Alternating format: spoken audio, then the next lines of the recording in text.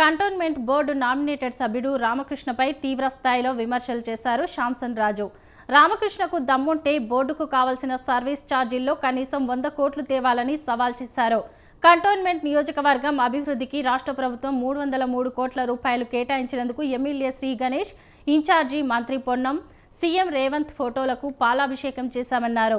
3 ఏళ్లు నామినేటెడ్ సభ్యుడిగా ఉండి నియోజకవర్గాన్ని ఏం అభివృద్ధి చేశారని రామకృష్ణను శాంసన్ రాజు నిలదీశారు.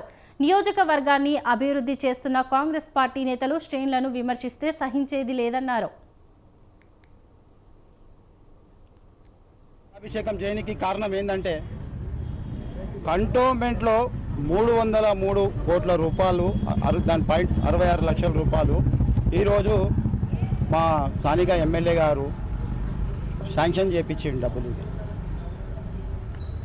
ఈ డబ్బుల వల్ల మేము పాలాభిషేకం మా ముఖ్యమంత్రి సీఎం గారికి, మా ఇన్ఛార్జ్ మంత్రికి, మా స్థానిక ఎమ్మెల్యే గారికి మేము పాలాభిషేకం.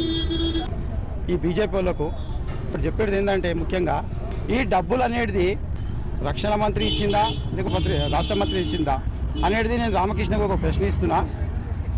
అయితే రామకృష్ణకు తెలుసో తెలియదో ఈ డబ్బులు ఎడికెళ్ళి వచ్చినాయి అనేది రామకృష్ణకు తెలుసో తెలియదో నేను ఆయనకు ప్రశ్నిస్తున్నా.